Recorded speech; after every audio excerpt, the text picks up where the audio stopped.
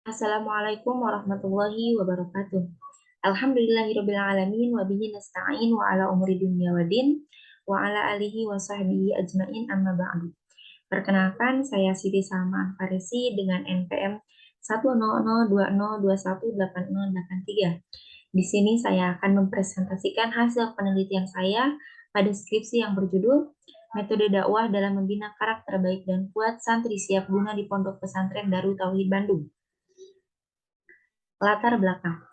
Islam adalah agama dakwah yang menugaskan umatnya untuk menyiarkan ajarannya kepada seluruh umat manusia sebagai rahmatan lil alamin. Islam menjamin terwujudnya kebahagiaan dan kesejahteraan manakala ajarannya menjadi pedoman hidup dan melaksanakan secara konsisten serta konsekuen. Dewasa ini kita dihadapkan dengan perkembangan zaman yang cepat. Pengaruh globalisasi menjadikan generasi Islam ikut hanyut dalam keinstanan yang mengakibatkan kemunduran dengan perlahan, sehingga hilanglah jati diri dan akhlak Islami Muslim. Hal ini menjadikan seorang Muslim lemah dan tidak memiliki kekuatan.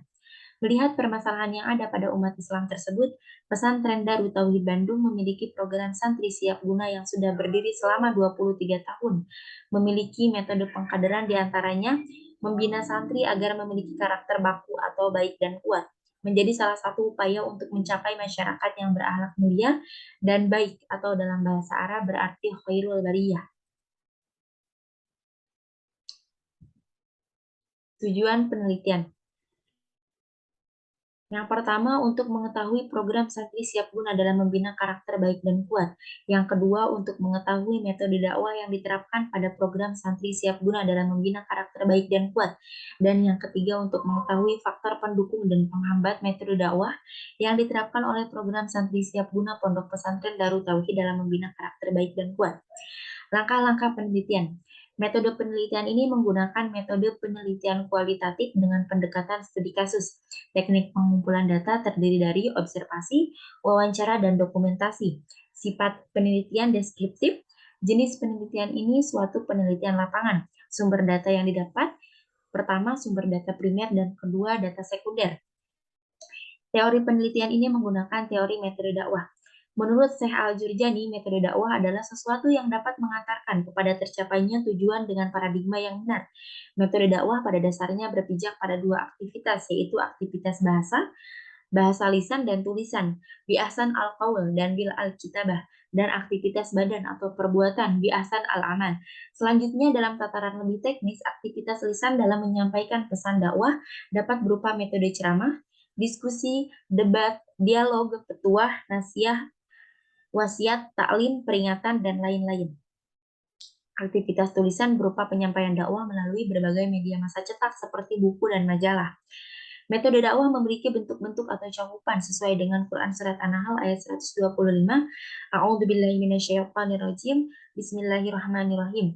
Ud'u ila sabili rabbika bil hikmati wal mau'izatil hasanah wajadilhum billati hiya ahsan. Inna rabbaka huwa a'lamu biman dhalla an sabili wa huwa a'lamu bil muhtadin. Artinya, serulah manusia kepada jalan Tuhanmu dengan hikmah dan pelajaran yang baik, dan bantahlah mereka dengan cara yang baik. Sesungguhnya Tuhanmu dialah yang lebih mengetahui tentang siapa yang tersesat di jalannya, dan dialah yang lebih mengetahui orang-orang yang mendapat petunjuk. Metode dakwah terbagi menjadi tiga. Pertama, metode dakwah bil hikmah. Muhammad Abdul berpendapat bahwa hikmah adalah mengetahui rahasia dan faedah di dalam tiap-tiap hal. Hikmah juga digunakan dalam arti ucapan yang sedikit lafaz akan tetapi banyak makna.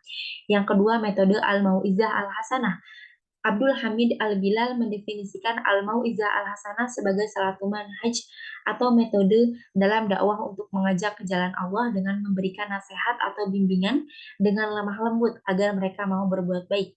Dan yang ketiga, metode al-mujadalah billati hiya ahsan. Dr. Sayyid Muhammad Tantawi mengatakan bahwa al-mujadalah billati hiya ahsan adalah suatu upaya yang bertujuan untuk mengalahkan pendapat lawan dengan cara menyajikan argumentasi dan bukti yang kuat. Metode dakwah dalam membina karakter baik dan kuat santri siap guna. Dalam ikhtiarnya untuk mencetak generasi yang bertauhid, maka program SSG dalam proses mencapai keberhasilan dakwah menerapkan metode dakwah bil hikmah. Sehubungan dengan hal itu, santri SSG di akhir acara hari Ahad selalu diberikan tugas pekanan oleh panitia atau pelatih untuk meresum kajian Ma'rifatullah, kajian Al-Hikam, MQ Pagi sebagai pembinaan dalam segi karakter baik. Program SSG menerapkan pembinaan kepada santrinya agar selalu mengambil hikmah dan pelajaran dalam setiap kegiatan yang dilaksanakan, baik saat agenda di ruangan ataupun di lapangan. Pembinaan dilakukan dengan cara bertanya kepada seluruh santri hikmah apa saja yang didapat pada kegiatan yang sudah dilakukan. Hal itu bertujuan agar santri selalu berprasangka baik terhadap takdir atau kejadian dan bisa mengambil pelajaran bagi dirinya dan terus meyakinkan bahwa Allah lah yang memberikan sesuatu itu sehingga bisa terjadi. Sebagaimana dalam sabda Rasulullah Shallallahu Alaihi Wasallam, hikmah itu adalah barang yang hilang milik orang mukmin. Dimanapun dia menemukannya, maka dialah orang yang paling berhak mendapatkan. Yang kedua yaitu metode al-mau'izah al-hasanah. Al-mau'izah al-hasanah dapat diartikan sebagai ungkapan yang mengandung unsur bimbingan, pendidikan, pengajaran, kisah-kisah, berita gembira, pesan-pesan positif atau wasiat yang bisa dijadikan pedoman dalam kehidupan agar mendapatkan keselamatan dunia dan di akhirat.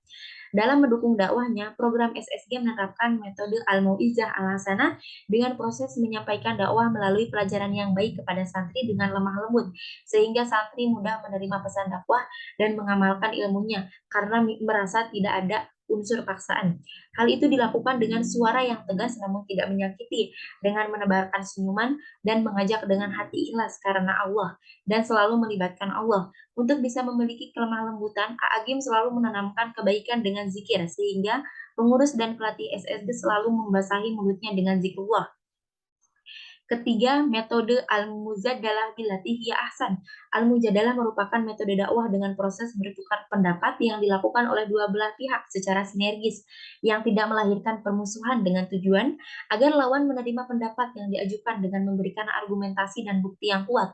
Program SSG menerapkan metode al-mujadalah billati hiya ahsan dengan membuka ruang diskusi pada setiap kajian atau penyampaian materi yang disampaikan ustadz dan pelatih. Maka dari metode tersebut, santri akan terbina dari segi keberanian menyampaikan argumentasi, terasah dalam pemikiran kritis, dan bisa memahami mana yang baik dan mana yang buruk. Pada tahap pembinaan ini berkaitan dengan karakter baik dan kuat, di mana santri harus memiliki kebijaksanaan dalam bertindak, baik bertindak karena perintah dari pelatih ataupun ustadz. Hal ini sesuai dengan apa yang diungkap oleh santri SSG Angkatan 43 bernama Muhammad Ridho Arsi, yang menyampaikan bahwa santri yang kuat tidak boleh ceroboh dalam mengambil sikap. Jika mendapat perintah dari pelatih atau komandan, maka harus mengetahui tujuan dan makna dari perintah tersebut. Meskipun santri kuat dalam fisik untuk melakukan perintah yang ditugaskan, tapi santri harus memiliki sikap dalam bertindak. Jika perintah itu tidak sesuai dengan ajaran Islam atau tidak memiliki orientasi yang jelas, maka santri harus bisa menyampaikan argumentasinya. Pembinaan karakter baik dan kuat. Pertama, tahap dobrak diri. Tahap dobrak diri mengajarkan menghilangkan mindset keraguan dan ketakutan dalam bergerak, sesuai dengan apa yang dikatakan Thomas Lincona bahwa karakter baik adalah mampu mengambil keputusan secara reflektif. Yang kedua, tahap bangun diri. Maksud dari tahap bangun diri yaitu pelatih dan pendidikan memfokuskan untuk memperbaiki akhlak. Jika melihat pengertian akhlak dari segi istilah menurut pendapat Ibnu Maskawih yang selanjutnya dikenal sebagai pakar bidang akhlak terkemuka dan terdahulu secara singkat mengatakan bahwa akhlak adalah sifat yang tertanam dalam jiwa yang mendorongnya untuk melakukan perbuatan tanpa memerlukan pemikiran dan pertimbangan. Yang ketiga, tahap bangun tim. Dalam pembinaan bangun tim ini dimulai dari membuat kelompok regu santri. Dalam setiap regu memiliki tugas atau amanah yang harus dipenuhi, seperti setiap regu ditugaskan untuk berjualan, bakti sosial, bersih-bersih di jalan, di masjid, dan di lingkungan sekitar. Dalam setiap kelompok memiliki ketua regu, di mana ketua yang akan membagi tugas kepada anggotanya hingga dapat dilakukan dengan baik. Faktor pendukung. Yang pertama, tata tertib yang diterapkan. Kedua, faktor internal santri. Yang ketiga, metode dakwah yang diterapkan. Kemudian, faktor penghambat. Yang pertama, faktor lingkungan.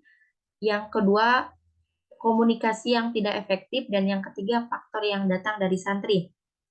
Kesimpulan, berdasarkan pembahasan dalam penelitian ini, peneliti menyimpulkan beberapa hasil penelitian sebagai berikut. Pertama, metode dakwah yang diterapkan pada program pendidikan dan pelatihan santri siap guna di Pondok Pesantren Darut Tauhid Bandung yaitu metode Bil Hikmah, yaitu kemampuan dai dalam menjelaskan doktrin-doktrin Islam serta realitas yang ada dengan argumentasi logis dan bahasa yang komunikatif. Oleh karena itu, Al-Hikmah sebagai sebuah sistem yang memadukan antara kemampuan teoritis dan praktis dalam berdakwah. Yang kedua, metode Al-Mau'izah Al-Hasanah, salah satu manhaj atau metode dalam dakwah untuk mengajak ke jalan Allah dengan memberikan nasihat atau bimbingan dengan lemah lembut agar mereka mau berbuat baik. Dan yang ketiga, Al-Mujadalah billati hiya ahsan. Al-Mujadalah merupakan metode dakwah dengan proses bertukar pendapat yang dilakukan oleh dua belah pihak secara sinergis, yang tidak melahirkan permusuhan dengan tujuan agar lawan menerima pendapat yang diajukan dengan memberikan argumentasi dan bukti yang kuat antara satu dengan lainnya, saling menghargai dan menghormati pendapat keduanya, berpegang kepada kebenaran pihak lain dan ikhlas menerima hukuman kebenaran tersebut. Program pendidikan dan pelatihan santri siap guna memiliki misi menjadikan santrinya memiliki karakter baik, mencakup ikhlas, jujur, dan tawadu. Kemudian karakter kuat mencakup berani, disiplin, dan tangguh. Pada karakter baik dan kuat terdapat 4 kuadran di antaranya program dobrak diri, program bangun diri, dan program bangun tim. Faktor pendukung datang dari tata tertib yang diterapkan oleh program Diklat SSG, faktor yang datang dari diri santri, dan faktor metode dakwah yang diterapkan. Faktor penghambat dalam membina karakter baik dan kuat santri siap guna terdiri dari faktor yang datang dari santri, faktor lingkungan, dan faktor komunikasi yang tidak efektif. Terima kasih. Wassalamualaikum warahmatullahi wabarakatuh.